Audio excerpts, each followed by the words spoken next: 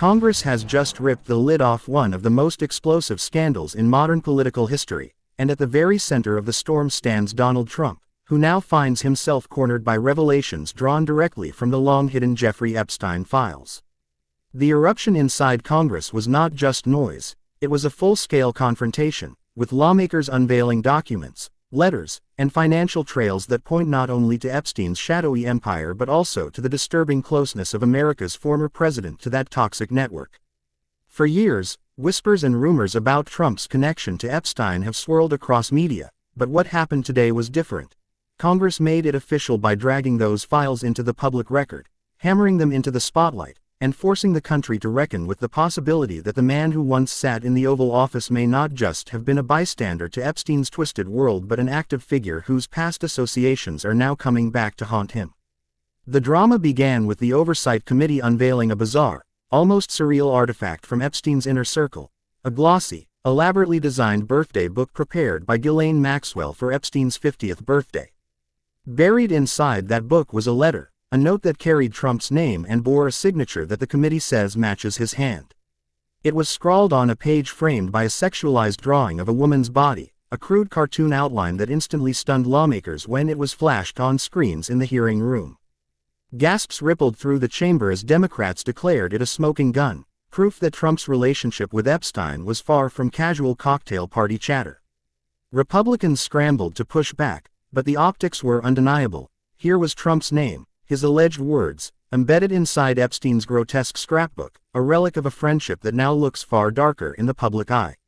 Trump himself has dismissed the note as a fake, calling it a cheap forgery, but his denials did nothing to silence the uproar as lawmakers demanded forensic testing, handwriting analysis, and further subpoenas of anyone connected to the book's creation. But the letter was only the spark. What Congress then rolled out set Washington ablaze. Subpoenas had pulled in reams of Epstein's financial records, shipping logs, private phone books, and a cascade of non-disclosure agreements that hinted at a carefully constructed wall of silence protecting the billionaire's empire. Names appeared in the margins, initials scattered across accounts, and though officials refrained from reading every single identifier aloud, they highlighted enough to make their point. Trump's name appeared in transaction records, travel lists, and correspondence tied to Epstein's world. Some of the documents suggested shared ventures, others casual reimbursements, and still others left ominous blank spaces that investigators claim may mask payments related to Epstein's trafficking network.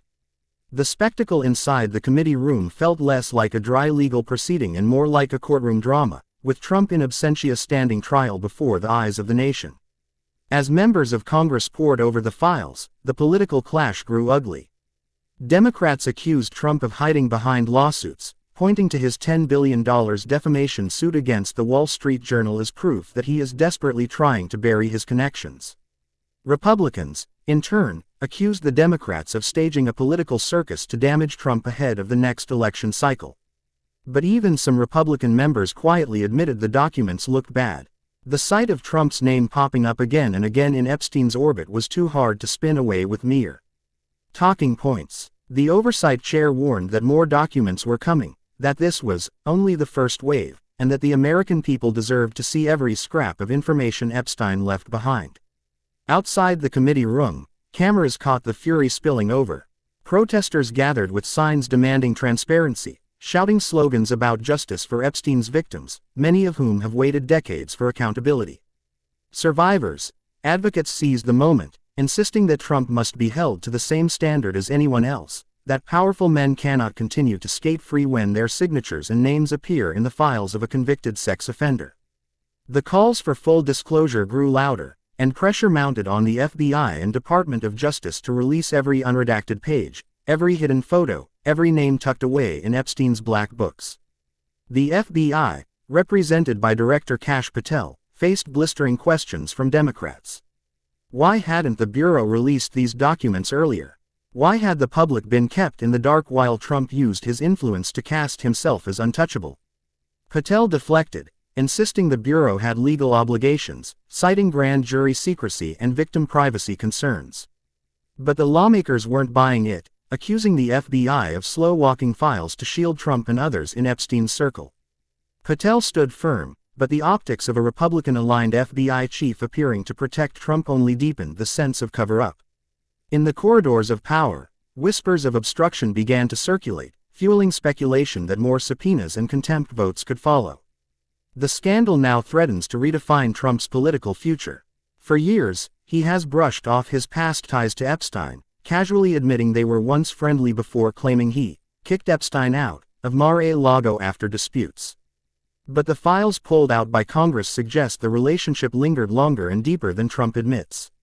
The birthday letter, whether authentic or not, symbolizes that link in a way that photographs and old quotes never could. It puts Trump in the thick of Epstein's grotesque circle, in writing, in black and white. His rivals have already seized on the images, blasting them across social media, framing Trump not as a victim of partisan attacks but as a man trapped by his own past. For Trump, the legal consequences are uncertain but the political damage is immediate. Even if the documents do not directly tie him to criminal acts, the public spectacle is enough to plant seeds of doubt in the minds of voters. Already, opinion polls show a surge in skepticism about Trump's honesty regarding Epstein. Independents, who may have been willing to give him the benefit of the doubt, are now reconsidering. His opponents in both parties are lining up soundbites, framing the scandal as proof that Trump belongs to the same corrupt elite he once claimed to fight against. The image of Trump's name scrawled inside Epstein's files could become the defining symbol of his unraveling narrative, a scarlet letter in the battle for public trust. Meanwhile, the victims of Epstein's abuse, whose voices were long drowned out by legal maneuvering, are seizing their moment. One after another, they stepped forward after today's hearings, praising Congress for finally pulling the files into daylight, demanding that no one, no matter how wealthy, no matter how powerful, be allowed to evade accountability. For them, the scandal is not abstract politics, it is personal, a reminder of the years when doors were slammed in their faces and justice seemed like a mirage. Their testimony, raw and emotional, added a human weight to the spectacle, making it harder for lawmakers or Trump himself to dismiss the scandal as political theater. As night fell in Washington, one thing was clear: Trump is in trouble. The Epstein files have left him exposed, vulnerable to scrutiny in ways that lawsuits and denials cannot easily deflect.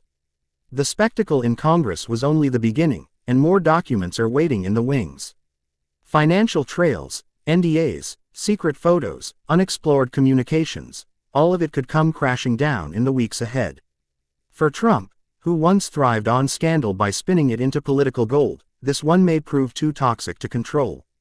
Congress has thrown the spotlight directly onto his past, and the nation is now watching, waiting to see just how deep the Epstein files will drag him. In the halls of power, there is already a phrase echoing through whispers and headlines.